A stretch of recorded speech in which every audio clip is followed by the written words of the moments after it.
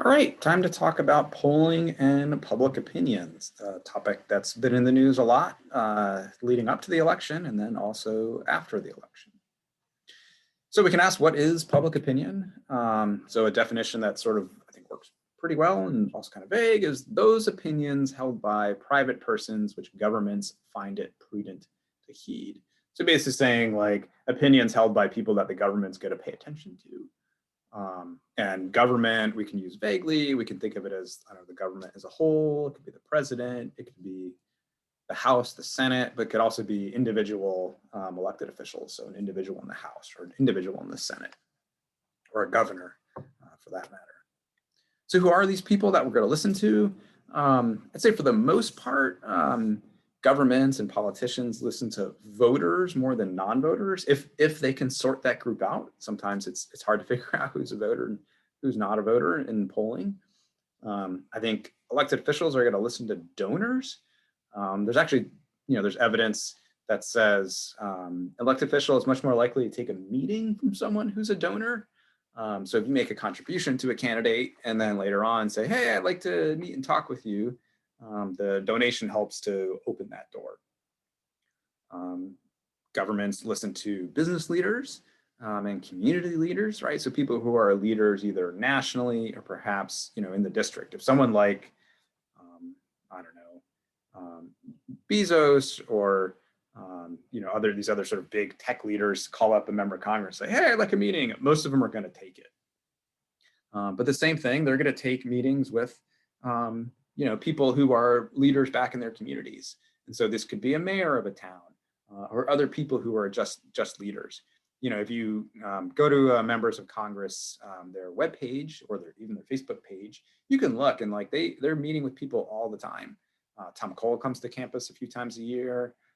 So there's a lot of people that politicians listen to. Now, listening to and acting on their wishes are not the same thing, but at least they're gathering that information. And then some politicians leading up to elections will actually run polls in their districts to see what's going on. Not all of them, but some of them will. And then, you could probably guess some other people here. So again, if this was a face-to-face class, we would be having this conversation for a while, and I would ask you who do politicians pay attention to, but this is normally the list that people come up with. Okay, so who cares? Why should we care about public opinion? Right, I can't trust the polls. Kind of sometimes right, sometimes not. But we see public opinion in two big places. Who is winning and losing? Let's sort of look at the graph behind me, I think, although actually that might be presidential approval behind me, which is very much related to winning and losing. But who's winning and losing? We call this the horse race, and this went on all throughout the presidential campaign for years even. And then what do people want? It's one thing to ask, like, who do you support in an election? It's another thing to ask, like, what do you think about these different policy choices? Or what do you see as the most important problem the country is facing today? So politicians will use these second kind of polls to build coalitions, right? So political parties are really just coalitions. That's a group of people who might have some shared views, but not all shared views. The Democratic Party today is you can think of at least two coalitions in the Democratic Party. One sort of on the far left that supports things like the Green New Deal, defunding the police, and then there's a more moderate wing, the Democratic Party. It's probably smaller that doesn't support those things. But you have to find a way to bring those groups together. And so you got to figure out what people want, and you can do this through polling. You have to hope these things are accurate enough. So in some ways, the polling on the horse race doesn't matter, right? So there's a very clear way to determine who wins. Well, I think there's a clear way to determine who wins and who loses, and that's on election day, right? That's the only poll that matters, and that's what politicians will tell you. But these polls that sort of think about building coalitions, they just need to be close enough. They're usually not very widely off. But a politician will think, what's the group of issues that's going to be winning for me? And that's why you probably see people like Biden who are like, they kind of wishy-washy on some things, kind of moderate, because he sees that as a winning strategy. This is different, though, maybe for Speaker Pelosi or Mitch McConnell trying to figure out like what bills should we vote on? You know, thing like what's a winner and what's a loser. There might be things that are winners nationally, but aren't going to work within a party.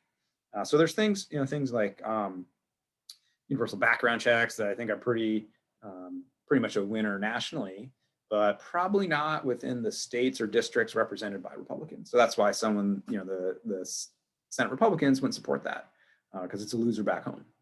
So we have to sort of aggregate opinions about them. You know, sort of public opinion and polling is complicated because, and this is true more recently than previously, partisanship informs opinions. So what do I mean by this? So Trump might have like a good idea, like a legit idea that, you know, the nation supports, but the other party is going to say like, well, that's a terrible idea. Or the same thing like Obama might have an idea that's bad, and, you know, the other side thinks like that's good. You know, I give an example, the Affordable Care Act. The Affordable Care Act is a heritage, basically the Heritage Foundation, which is a conservative think tank. It's their plan, right? This was a conservative plan, but because Obama passed it, it's seen as bad. We'll look at some polls where people just, the polling flip-flops on certain things depending on who's in charge. So your partisanship might inform how you view an issue separate from how the issue like really is. So that sort of complicates things, and we'll see some polls about that. Public opinion has its effect in the aggregate, right? What percent of people support a certain thing? But it's the sum of individuals' acts. So, you know, you ask individuals what do they think, and you have to summarize that into one public opinion, and that's the hard part. Asking people questions, I mean, coming up with good questions is pretty easy. Getting people to answer is hard. We'll get into that a little bit. But how you aggregate and then think about how does this actually represent the entire country or state or district can be pretty difficult. So give an example of like, here's how we can think about individual opinions and aggregate them into one thing. So I've been showing this chart for a long time. It's old, there's updated versions, but they still pretty much look the same. And it asks people, what do you call a soft drink? And this varies across the country. So I grew up in New York, upstate New York, and in upstate New York, it's soda, right? We drink soda. I spent a little time in Massachusetts where it's mostly soda, but sometimes they call it tonic, right? So like, I remember being in middle school and people were like, Mike, you bring the tonic to the party. I'm like, wait, what? We're like in middle school, we're having gin and tonics? This doesn't make any sense, but they just meant soda. It's a very like Boston thing. But then if you look in other parts of the country, you know, the Midwest, a lot of the Midwest, it's called pop. So I did my graduate work at Michigan State, and so we drank pop at Michigan State. The South, it's Coke. I lived in Georgia for a long time. My family, you know, my in-laws family and my wife's from Georgia, and so they drink Cokes, even though my wife likes Pepsi. But, you know, if you go to a restaurant, you know, the waitress might be, or waiter might say like, well, what kind of Coke do you want to drink? And you could have Pepsi, which is obviously not Coke. And then you have some others. So one question we could ask is like, well, what should we call a soft drink? And from this map, you would like, I don't know what to call it. But if you had to have an answer, right? Imagine the government had to pass a bill that says, this is what we all have to call soft drinks. They'd have to come up with something. You might look and like, oh, there's a lot of blue on the map. We should call it pop.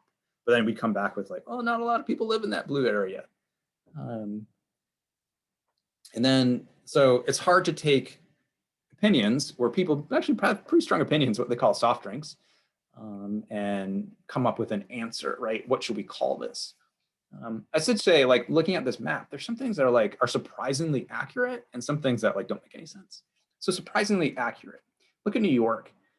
You see there's a lot of the sort of yellow there, that's soda, and then as you get western parts of the state, it turns blue into pop.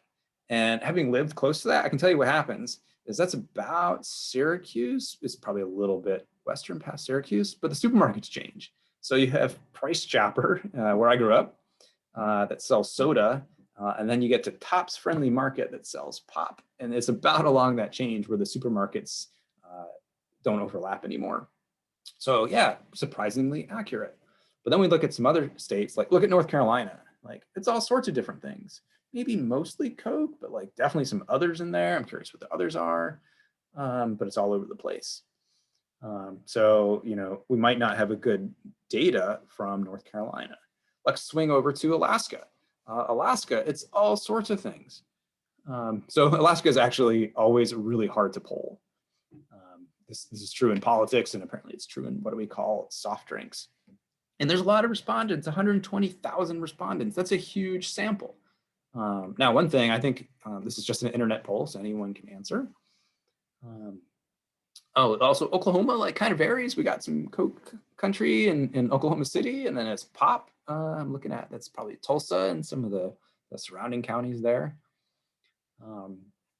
So public opinion, like big picture, this makes sense, right? If you kind of take a step back and squint, you're like, that's right. Midwest is pop, and the South it's Coke, and then soda in New York and out in California. But if you zoom in on any individual county, you might say like, that doesn't really make any sense. And so that's true of public opinion. Like on average, it's about right. But if you look at some individuals' answers on things, they could be really outrageous. And that's for lots of reasons. Sometimes people flat out just like lie on polls. Sometimes people make mistakes. So there was a couple of polls that asked people, are you a citizen? Yes or no? Did you vote? Yes or no?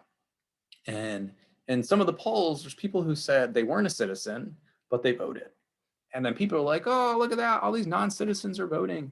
And they extrapolated from that small sample to the large country and said, oh, 10 million people weren't citizens and they voted. What really happened is people probably made mistakes. So that poll I'm talking about was actually a panel where they asked people questions at one period in time, and then maybe 2 months later asked them another set of questions with some that are the same. And one question that was the same was, are you a citizen? So there's some people, when they first took the poll, said, no, I'm not a citizen. And later on, they said, yes, I am a citizen. So it's possible they became a citizen in the interim. What's more likely is they made a mistake. And we see the same mistakes on all sorts of questions. What is your highest level of education? One poll, they might say high school. Same person in a different poll might say they have a college degree. And actually some go the other way, college to a high school degree, so they lost education. So people make mistakes, or again, people lie. Sometimes people don't understand the poll questions. So any individual answer might not be accurate, but on average, because these errors sort of balance each other out, polling is like pretty good. Now you're thinking like, oh, the presidential poll was way off, and it was in some places. I think Florida was way off, maybe Michigan, it was pretty far off. But the national average was pretty good, and some of the other states were pretty good. So anyways, generic, big picture, polling's about right. Again, there's going to be misses. Like I'm not saying it's 100% accurate, but individual responses sometimes too are just crazy. Okay, so how does scientific polling work? And this is usually a question on the test, like give me the steps for scientific polling. So you want to first select a random sample of the population. That a random sample means every person in the population has the same chance of being asked into the sample. So sometimes that's hard to get. Ask people in the sample some appropriate questions about their views. Count up the answers. That should be the easiest part. And so we can ask some questions though. Does the sample get better the larger and larger it grows?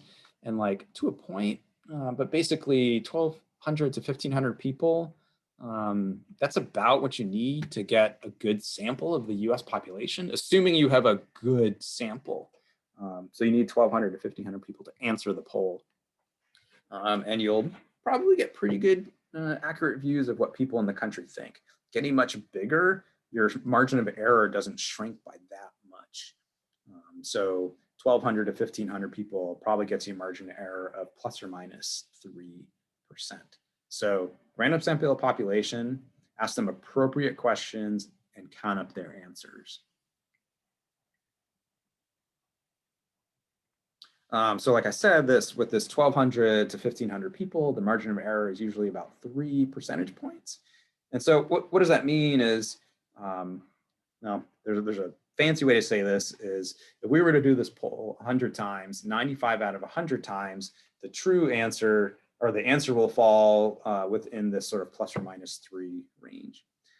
But say, I'll give an example. Let's say we did a poll and they said, do you support, who are you going to vote for president? And you get 45% say they're going to vote for Trump, and 55% say they're going to vote for Biden. But their margin of error is 3 percentage points. So that means for Trump, this Trump support ranges from 45 minus 3, so 42, to 45 plus 3, that's 48. And for Biden, 55 minus 3, 52, 55 plus 3, 58.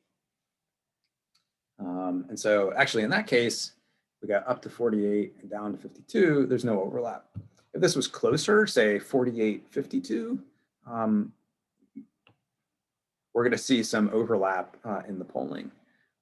So when people say a statistical tie, that's not exactly right, but good enough for this class, it means the confidence intervals or the margin of error overlaps.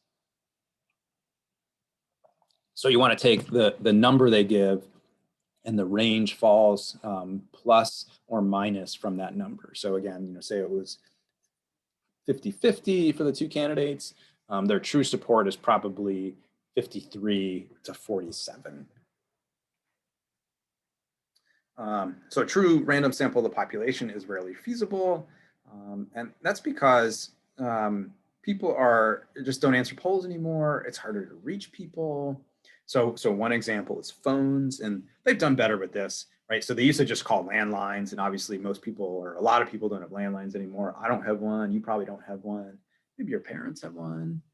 So you have to get a way to get people their cell phones, but people just don't answer their cell phones, right? Like, who's calling me? Like, what's going on? That's just, even I grew up with landlines. Like, I don't want to answer the phone.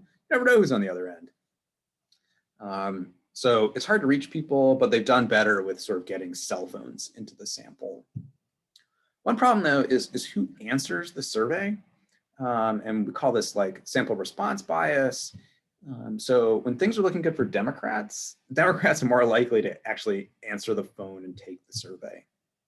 And then vice versa for Republicans. So this is not the same thing as shy, like they talk about the shy Trump voter. This is not the same thing.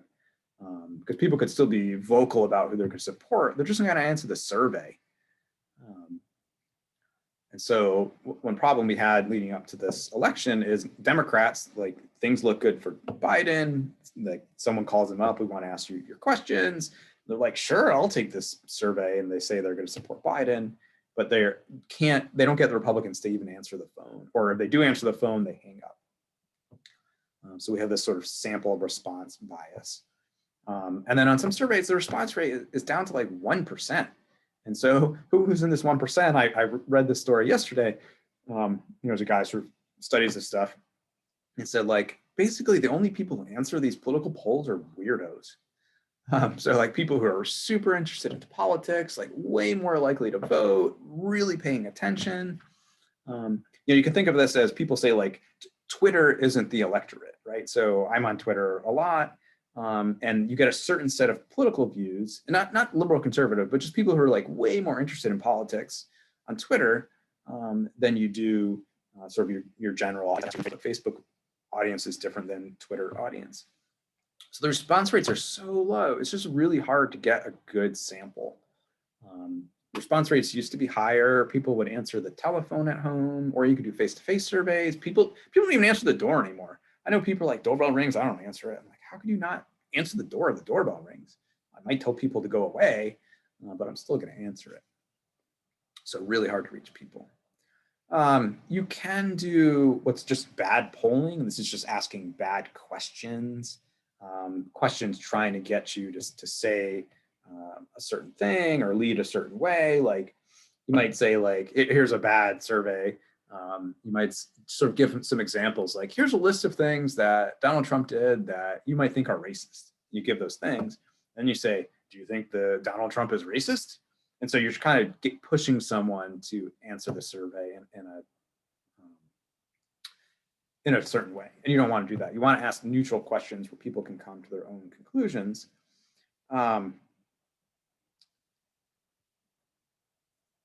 Also, how you ask the questions matter. So if I ran a survey and said, what do you think about Obamacare?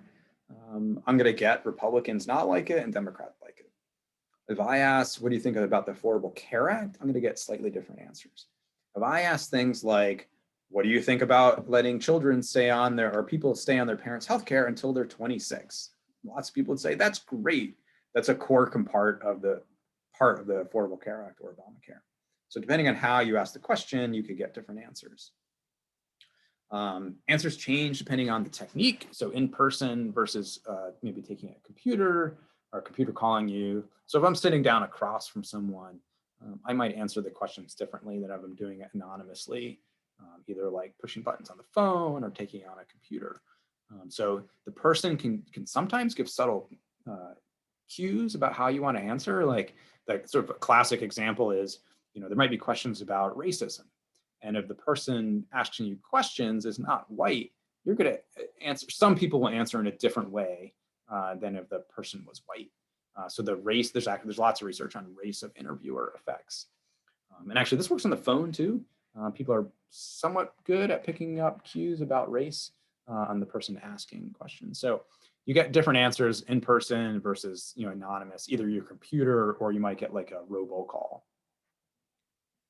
Okay, so the parts of scientific polling is you get your sample, you ask them questions, you hope they're appropriate, you add them all up. And you could do all that appropriately, but you're usually not going to get a sample that's a good representation of the country. So what you need to do is you need to match your survey results with the actual population, right? So say, we talk about the survey response bias. And say, you asked 1,000 people some questions, but you ended up in your sample, 60% Democrats and 40% Republicans. We know that's probably not right.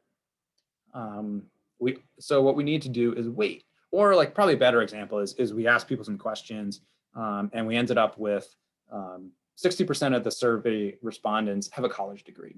We know that's not true. Or the gender, it doesn't match. 60%, maybe it's 75% men that answered the poll and 25% women, or age, right? So what we need to do is we need to take the results we get and sort of multiply the answers to more closely match the actual population. And we can do this based off of race, gender, are you a likely voter or not? And that's pretty hard, age, and education. So we have pretty good data on, because we have some really big surveys that ask people their race, their gender, their age, and education levels. So we have pretty good data on those things. It's still a survey, so you're using some other survey data to weight your survey. But we can sort of, and what we do is we make some answers worth more than others. So let's say, for example, your survey respondents are 60% say they have a college degree, and 40% say they only have a high school degree. Now, we know that's not an accurate reflection of the population. So what we do is we make the people without college degrees, because they're too small of the sample, we make their answers worth more. And the people with college degrees, we make their answers worth less. So I should say what I'm talking through, this weighting, if we're looking at just general public opinion, is probably the way to go. If you're trying to determine if someone's going to vote or not, then you might want to do your weighting a little differently. But yeah, the general idea with weighting is if you have some respondents who are probably too small in your sample, make their answers worth more and effectively make other answers worth less. And so we know some things pretty good, but some things we're kind of just guessing at, right? Is someone a likely voter or not? That's hard. You can maybe verify, did they vote before? But that's hard because sometimes we don't really know who these people are. But the likely voter pool is sometimes it's pretty hard to determine because this can change from election to election. All right, so multiply results by some small amount. Okay, so here is an example of why this is hard. So I think this is the New York Times did this. They did a survey, they got people to answer questions, and then that's it. They stopped there. And then they said, okay, we're going to take these data, we're going to give them to these different pollsters. So these people here, Charles Franklin, actually, I know him, I took a course from him. These New York Times, Patrick Ruffini, these are pollsters. We said, here's some data. Tell us what the results should be. And so different pollsters have different weighting techniques, and they come up with different answers, right? So Charles Franklin took this poll, and it was about, I think, who's winning in the election, Clinton or Trump, or who are you going to vote for, Clinton or Trump? He applied his weighting techniques, and he determined that Clinton is up by 3 points. And so he weighted the poll based off of, looks like mostly race here.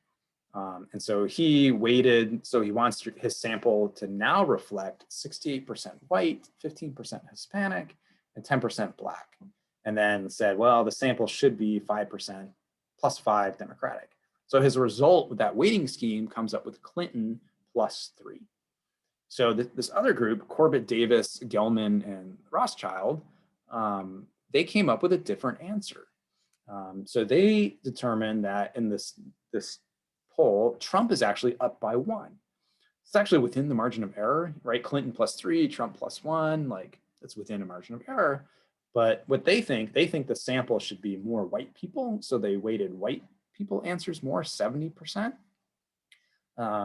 less Hispanic, and actually more Black.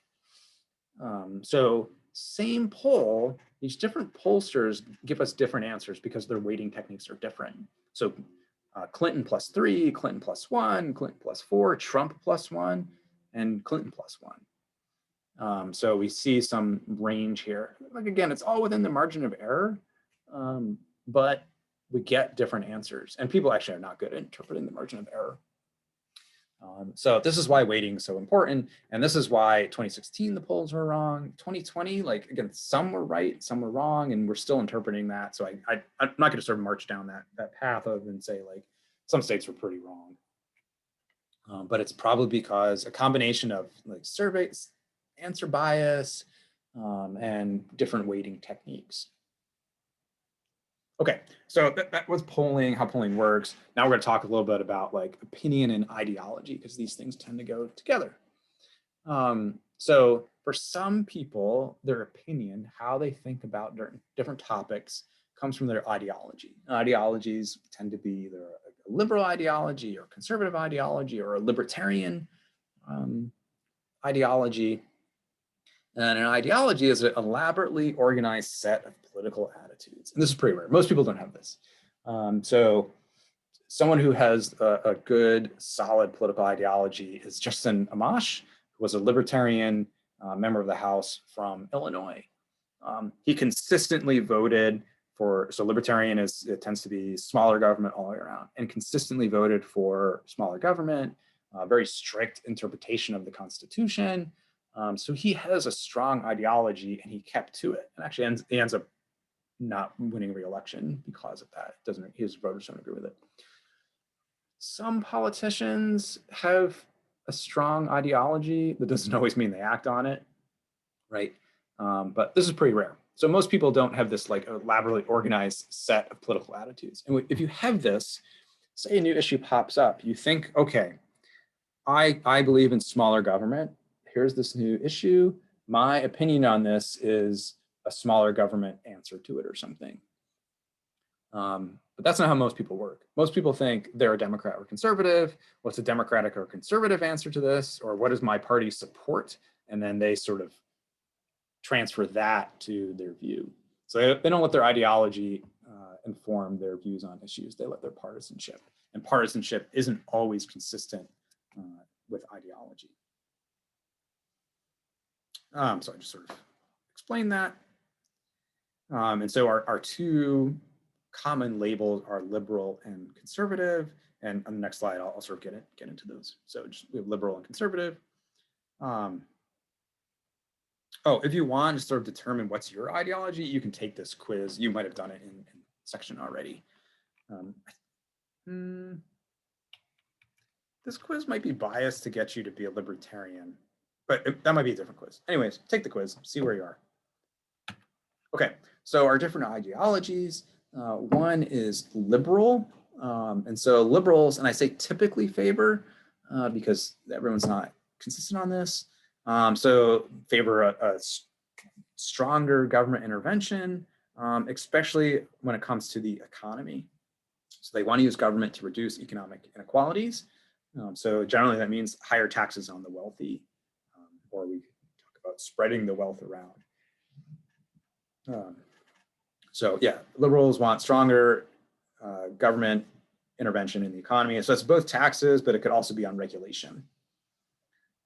More likely to champion the rights of the disadvantaged, and tolerate a more diverse range of social behaviors. So, and then again, I sort of said this, taxing already at higher rates to finance social welfare programs. That sort of goes together, right? We should use the government to tax the wealthy to benefit the disadvantaged. That's sort of a liberal way of looking at how governments should function. On the flip side, conservatives tend to want a smaller government, distrust government, have a more faith in private enterprise and free markets and lower regulation. So the sort of Koch brothers philosophy, although they actually tend to be more libertarian. The Koch brothers philosophy on economics is free markets, private enterprise. They're actually, just go detour real quick. Some of the Koch brothers views on socialism are more libertarian. So less government intervention, consistent with liberals. And people are always shocked when they see that. But so, you know, might dislike the Koch brothers for one thing, but might actually agree with them on other things. But conservatives distrust of government, free markets, but willing to use government to enforce traditional moral standards. So this might be on marriage equality as an example, although that view has changed over time. Conservatives want a larger military, more aggressive foreign policy, lower taxes, especially on investment income, because that's how the wealthy really make their money, is on investments and not necessarily on salary and wages, with the idea of sort of like, we have less taxes, that'll stimulate the economy and it'll trickle down and everyone will do better. It doesn't really work. I don't think. Okay, so that's liberal and conservative. How do ideologies match up with partisanship? Do they? Sort of, sometimes. And this has varied over sort of the course of history. So Democrats tend to be liberal. So Democrats tend to favor higher taxes and sort of less government interference on social issues. Republicans tend to be conservative, right? Lower taxes, maybe a more aggressive foreign policy, but like under Trump, I don't think we had an aggressive foreign policy. And Obama actually pretty much, I think, continued Bush's foreign policy for the most part. I mean, there's some changes in there. So these are tends, not consistent all the time. And both are more than willing to sell out their ideology when it's politically advantageous, right? So some examples, Republicans during the Trump presidency were more than willing to blow up the deficit to get tax cuts. Now that it's apparent Biden will be president, people like Graham are saying, like, I'm kind of concerned about the deficit here. And the Democrats will do the same thing sometimes, and the Republicans are controlled. They're like, hey, the deficit, we're kind of worried about it. And then the Democrats, and actually the Republicans, like kind of flipped on free trade. It's not exactly clear, right? So I don't know, under Clinton, the Democrats pushed for NAFTA, which is a free trade agreement. And that was sort of continued through until the Trump presidency, where Trump pulled back on some of these agreements. Bernie Sanders is against some of this free trade. Biden's kind of in the middle. So the parties have sort of flipped on this idea of sort of on free trade. Although I think the new trade agreements, at least the new NAFTA, is pretty similar to the old ones. So this depends a little bit upon who's in control. Another place where we see some flips is like state rights versus the federal government. Republicans are for state rights unless they think the states are doing the wrong thing. And you could pick out places where the Democrats sort of flip and flop on this too. So ideologies so if I asked which ideology most closely matches up with the Democrats, you would say liberal. but it's not a perfect one-to-one, right? We can always find examples where it doesn't work. Oops, I should have this pop in, but so what do the public think about ideology? Most people don't have a stable ideology. Most people don't know details on policy. So, ask people these sort of detailed policy questions, and they're kind of just making things up, right? And we call that a doorstep opinion. You ask someone a opinion on something, like most of the times they'll come up with something. They don't want to check, I don't know, because maybe it looks not smart. So, you ask people like, what do you think about the Affordable Care Act? And like most people still don't really know the details. So like, what's the point of asking them? They're really just using partisanship as a clue, right? Okay, Affordable Care Act, Democrat, bad. So they're against it. Tax cuts, Republican, good, so they're for it. People can kind of figure out tax stuff, I guess. Although, you ask people like questions about taxes and all they care about is their refund. They don't know what marginal rates are. So, people don't really know details. But like I said before, like in aggregate, opinions have some meaning. In some ways, it doesn't matter if people know the details. If politicians see like, okay, people are in favor of this thing called X. If I give them X, they're going to like me. Even if they're wrong, right? So this is a difference between pandering and leading, is like, oh, people want this thing, I'm going to give it to them, even though it's bad. But that's what politicians do, right? You get people elected and then they do the things that it takes to get them reelected. All right, so we'll look at some polls, look at a whole bunch of polls here, and I'll kind of jump through them for the most part. So this was taken over the summer. This is when I put this lecture together and most of the lectures together. So, do you approve or disapprove of the job President Trump is doing? This is a pretty common question. It's been asked for, decades of presidents. President Trump's approval is amazingly stable. We see some changes. So here at the beginning of the presidency, right, he's popular, and that's pretty normal. And then very quickly it gets to this average of about 40% approve, 55% disapprove. The one I think big move we see here, and this is in April of 2020, and that's like, oh, this coronavirus is for real. And people really disapproved of how Trump handled the coronavirus. And I think that's driving this change in disapproval here. So Trump started holding these press conferences daily, and his advisors were like, don't stop that. You're not helping things. And then the economy sort of collapses at the same time. So that gets wrapped in there. You can look and see, this gives it a good example of the stability of disapproval or approval for Trump.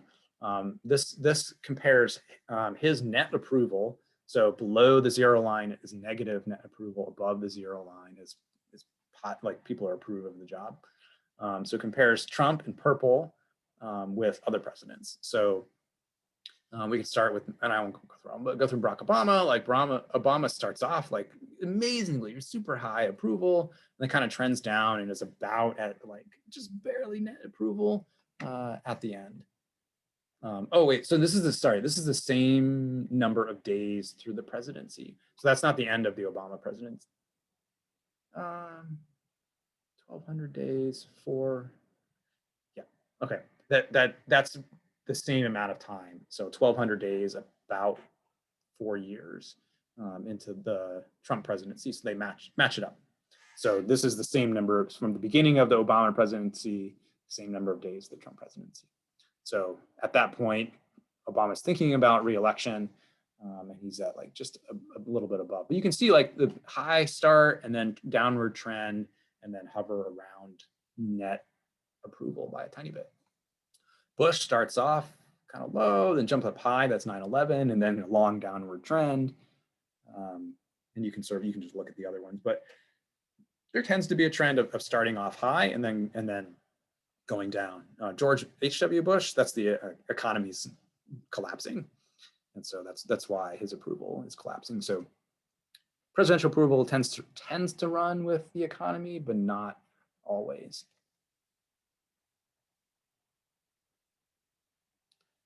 So I said those things. This is some polling on the presidential election, like Trump's approval, disapproval, amazingly stable. And so this is in July. It probably looked a little bit better towards the end, maybe the last month of the campaign. The Biden percentage ticks up some. And a lot of that is, I think the survey response bias is like Republicans just aren't answering the polls, and then bad weighting. Although I think the final average was, I don't know, +6 maybe. And we might end up not quite there, but like almost there once they count all the votes in California and New York. Okay, so we're going to jump through some of the exit polling from 2016. So exit polling is as literally as people are leaving the polling stations. How did they ask them how you vote? These aren't perfect, but they're pretty good. We don't have the 2020 yet to analyze, so I'll go through 2016, and we'll just look at some differences between Trump supporters and Clinton supporters. So one is the gender gap. Women were much more likely, 54 to 39% to support Clinton. Men, almost the mirror image, were more likely to support Trump. Now this other column here, share of electorate, women make up a larger share of the electorate.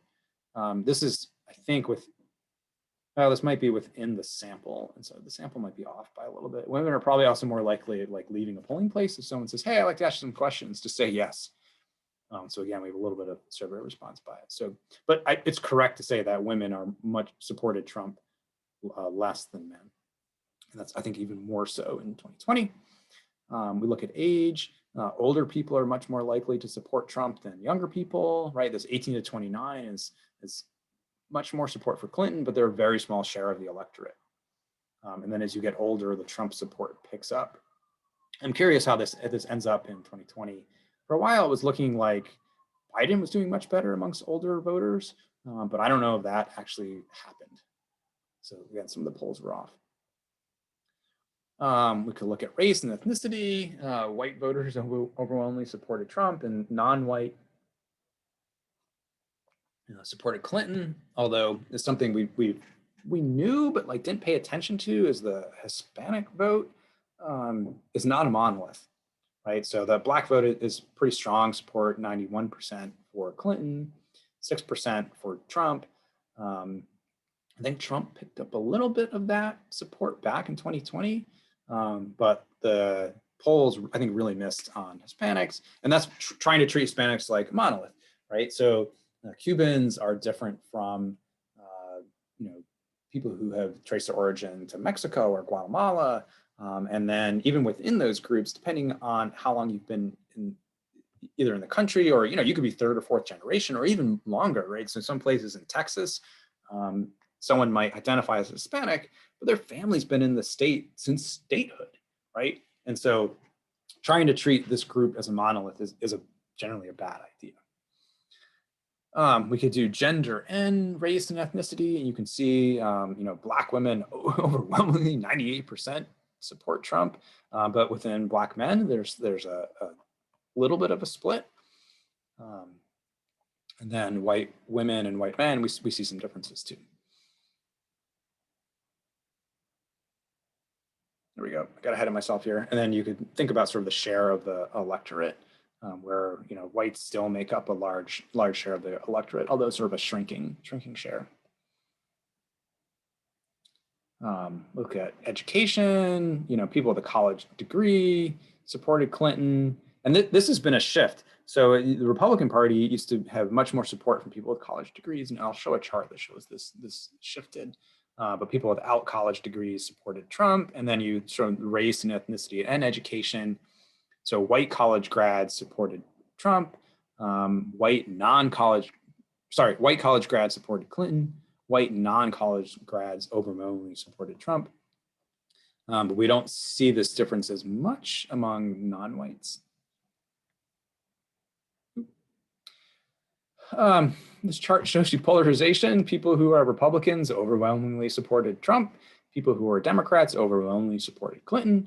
And then the independents kind of split. But something to think about when you see a chart that's lists independents, usually they ask first, are you a Democrat, Republican, or independent? And if people say independent, they need to ask a follow-up to say like, okay, you're independent, but do you think you lean Republican or lean Democrat? Because if people say they lean, they actually vote just like people who say they're a Democrat. So someone who says they lean Republican votes Republican almost the same as someone who says they're Republican. So you might say, I'm an independent, but I lean Republican. Like you behave as if you are a Republican. So if you see independents, think about where are the leaners. So this chart gets you exactly what you would think. People who are Republican or conservative voted for Trump. People who are Democrats or liberal voted for Clinton. And it's sort of probably this independent other part that mattered. Over time, we've seen a polarization in the electorate. So what does that mean is the views on issues between Democrats and Republicans are moving further and further apart. So we see three sort of charts here, 1994, 2004, and 2017. And so they asked people, Democrats, Republicans, what are your views on these 10 issues? We added it up. And so in 1994, there was like a lot of overlap, right? The median Democrat was pretty close to the median Republican. There's lots of things where someone who was a Democrat had the same answer as a Republican. But over time, people's views on the issues have moved apart. So Democrats and Republicans share very few of the same political values now. So this 2017, the medians are further apart. The peaks are further apart. So this is showing polarization, basically saying Republicans and Democrats disagree on lots and lots of things when it comes to politics. We can pick the same thing up if we look at these different questions. So this is the same time frame. Democrats are red. Sorry, Democrats are blue. Republicans are red. You can see them moving apart on different issues, and I'll let you read them. But things about business, things about what can the government do to help some low-income people. The Democrats and Republicans' views are moving apart. Now, in a couple of times, they sort of move apart and inch back together a little bit, but they're still further apart than they were earlier in the time series. We've seen some changes in the demographics of people who make up the parties. So the Democratic Party in 1992 was bigger than Republicans when it came to non-whites. But by 2016, almost but not quite half the Democratic Party is non-white, whereas the Republican Party is only 13% non-white. So the Democratic Party, or the Republican Party, has essentially become the party of whites, and the Democratic Party is this bigger coalition.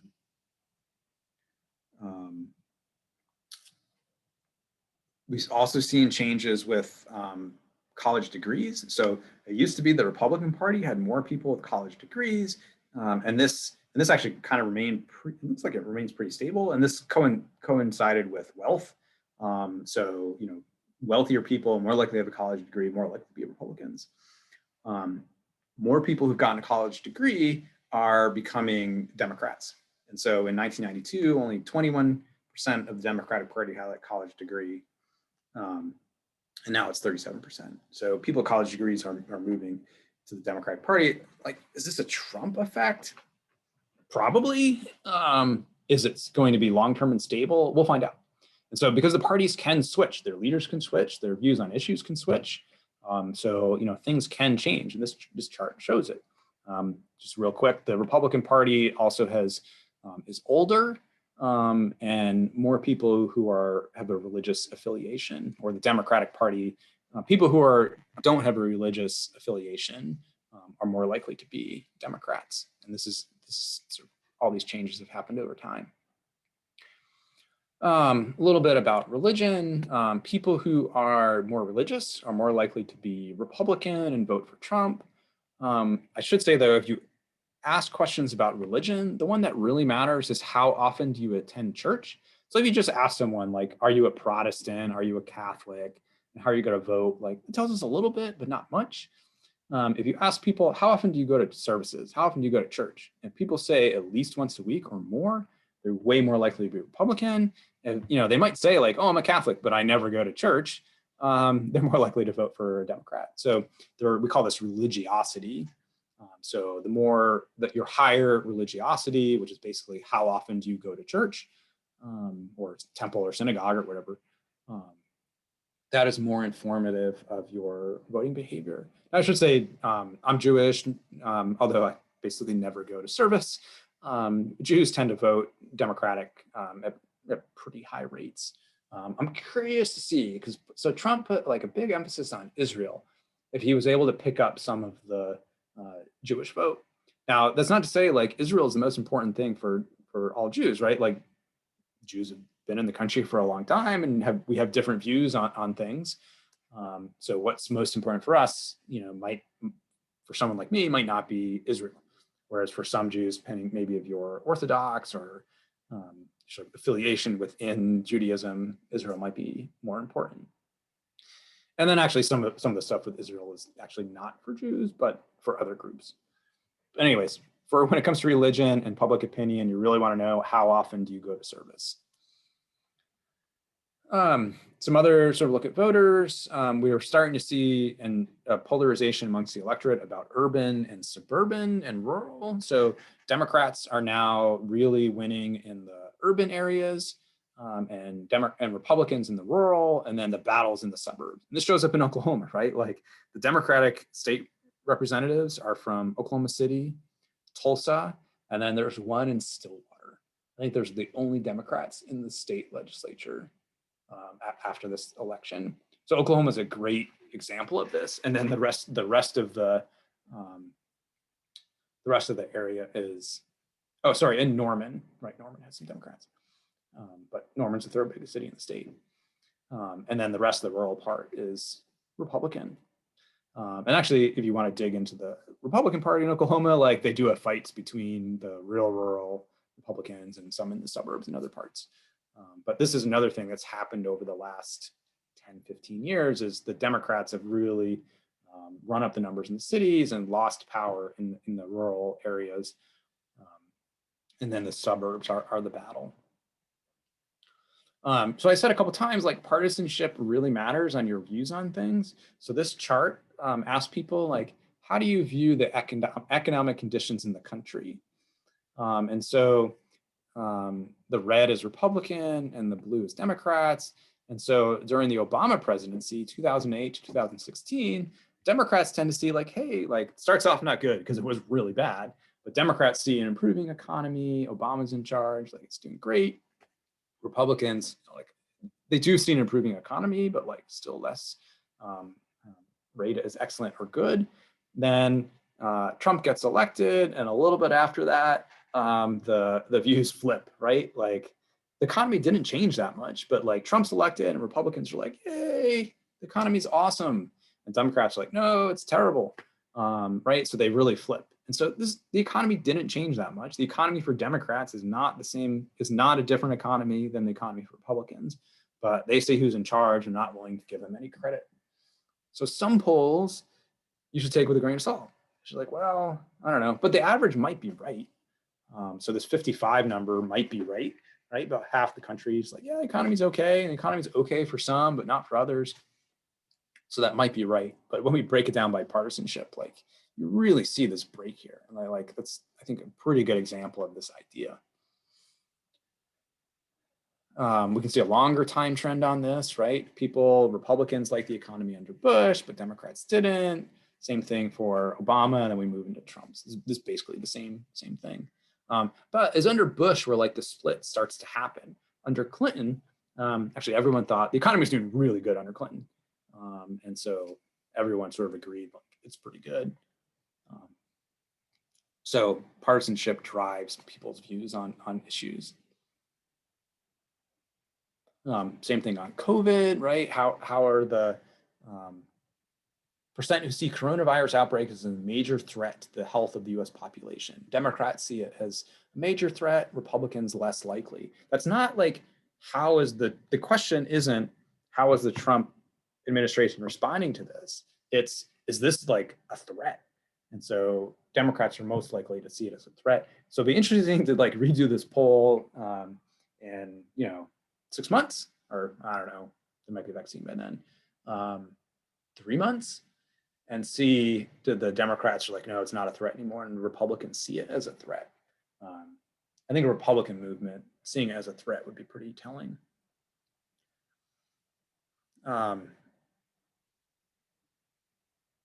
This is views on college degree, and so, or the views on it, does college have like a positive or negative effect on the way things are going in the country? And so we've seen since 2015, the Republicans are starting to see like college is bad, has a bad effect on the country. And like, I don't know. So I think the idea is that like people are coming to college and then somehow college is turning people into liberals. I don't know. I try not to I'm certainly not imposing my views on you. I don't even see you, right? We have multiple choice questions. Some of the topics, we've certainly covered some topics that might be more popular amongst liberals, think about redlining. Then we had a whole topic on taxes, right? And how to get your taxes lower. That's very much like a Republican way of looking at things. So I try not to impose my views on students. If anything, I think students have much stronger views than I do. So you could be influencing each other.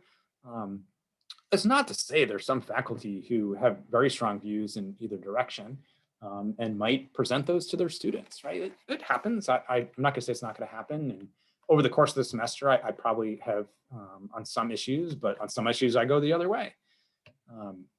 So I don't know. Republicans somehow think like college is bad for the country. I don't know. I'm a college professor. Obviously, I'm biased. I think college is good, right? If college went away, that'd be bad for me. So I don't know. Maybe I'm just biased here, but here's some views on college. Liberals and conservatives disagree on how communities should look.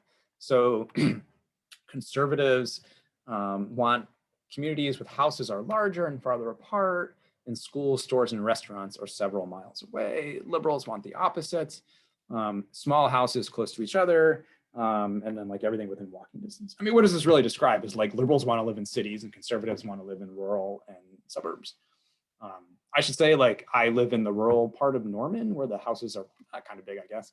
Not huge. They vary, but they're definitely far apart from each other, and we're kind of far from stores and stuff. So I don't know. Maybe you can think about where I sit, but I like living out on my acreage, surrounded by horses and stuff. I think it's mostly my views on people rather than politics. Just real quick, they asked these polls how would you feel if someone in your immediate family married someone from a different political view or different religion or whatever? And for the most part, conservative people would be unhappy if someone in their family married someone who doesn't believe in God. I should say my wife and I have different religious backgrounds. I'm Jewish, she's not. And people in her parents' church, would ask my mother-in-law, is she still with that Jewish boy? Yes, we're still together. So there. Anyways, neither of us are very religious.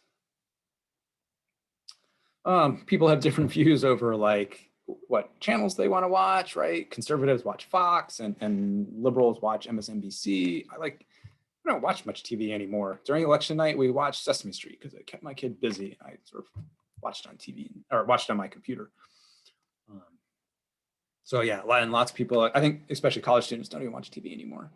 But yeah, there's clear differences on viewership across Fox News and MSNBC.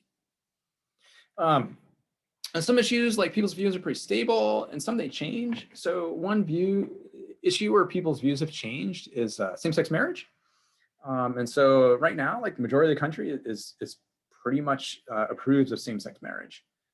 So and this changed in 2009 or so. I should say Biden, I think, kind of pushed Obama on this. Biden came out and some random interview. He's like, oh yeah, no, of course we're in favor of same-sex marriage. And Obama was like, wait. I haven't said that yet. So then Obama's like, okay, I guess I'm in favor of it too. And then sort of views have flipped on this. Part of this is there's more younger people in the electorate. It doesn't explain I think the rapid change, but so younger people tend to be more in favor, older people less in favor, and older people age out of the population, and there's more younger people. So there's these, we would call this like a cohort effect, where there's more younger people with favorable views. And we saw an increase in Democrats and Republicans. The baseline was higher for Democrats than Republicans, but both parties see an increase in support for same-sex marriage. Same thing for marijuana. So, and this was like really rapid increase. So, you know, I think 1/3 of the states have legal recreational marijuana, even more. Like Oklahoma has legal like medicinal marijuana, and it's basically recreational, right? You just kind of need a doctor to say like, yeah, he can have it or she can have it, it's fine.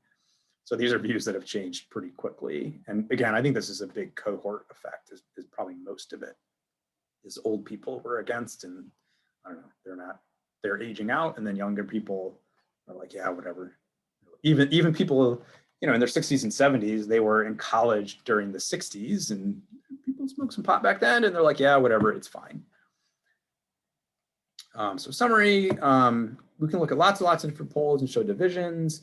There's all sorts of data like Republicans that drive pickups and conservatives, or yeah, Republicans drive pickups and Democrats drive Prius.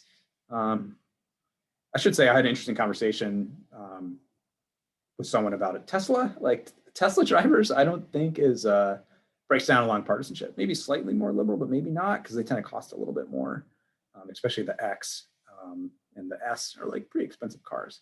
I don't know. There's polls that are like Democrats wear sandals and Republicans wear loafers. I don't know. You can see all sorts of things. I've hit a little bit of this about why we see some changes, sort of this generational change. I don't know, millennials like avocado toast or something. I think it's weird. I don't know. I don't know what it has to do with anything, but like that's always, you're always blaming millennials on and their avocado toast choices for everything. People react a lot to partisan cues. We don't really talk about social media and Facebook and Twitter much in this course. I mean, it's come up, but like not really. It might polarize people a little bit, but it's probably not the main driver either, because a lot of people aren't on social media or don't spend a lot of time on it. Remember, polls are just a snapshot, so things can change, right? You had a poll done 6 months ago, things might be different today. I mean, even a poll done the week before the election, you know, things can change up to the election. I remember it was George W. Bush, the night before the election, Al Gore released some information that Bush had a DUI, and like I think that hurt Bush some. So election officials care about polling, even if it's wrong. And this is the difference between pandering, giving the people what they want, and leading, sort of giving people like what they should get, what's good for them. So that's public opinion. Thanks.